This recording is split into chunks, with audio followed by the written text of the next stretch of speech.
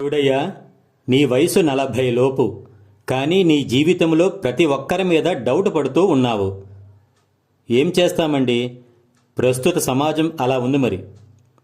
సమాజం లాంటి పెద్ద పెద్ద మాటలు ఎందుకు గాని, నీ కోసం ఒక స్టోరీ చెబుతాను విను. ఏ, బి అనే ఇద్దరు స్నేహితులు ఉన్నారు. ఏ దగ్గర చాలా వజ్రాలు ఉన్నాయి, బి దగ్గర చాలా డబ్బు ఉంది. ఒకరోజు ఒకరికొకరు మాట్లాడుకుంటూ ఏ దగ్గర ఉన్న వజ్రాలు బీకి, బి దగ్గర ఉన్న డబ్బు ఏకి ఎక్స్చేంజ్ చేసుకునేట్లు ఒప్పందం చేసుకున్నారు. అనుకున్న ప్రకారం బి తన దగ్గర ఉన్న డబ్బు మొత్తం ఏకి ఇచ్చేశాడు.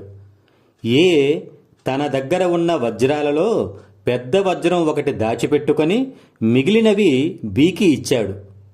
చక్కగా ఇంటికి వెళ్ళిపోయారు. ఆ రాత్రే కాదు, ఏ రాత్రి ఏకి నిద్ర పట్టడం లేదు. కానీ బి ప్రతిరోజు ప్రశాంతంగా హాయిగా నిద్రపోతున్నాడు.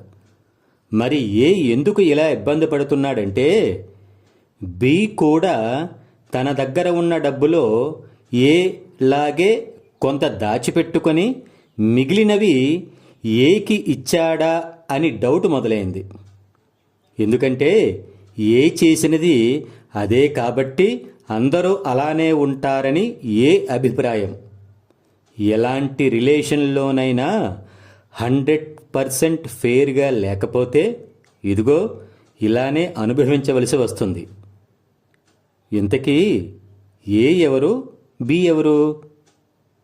మీరు మాత్రం బి కాదండి. జై హింద్.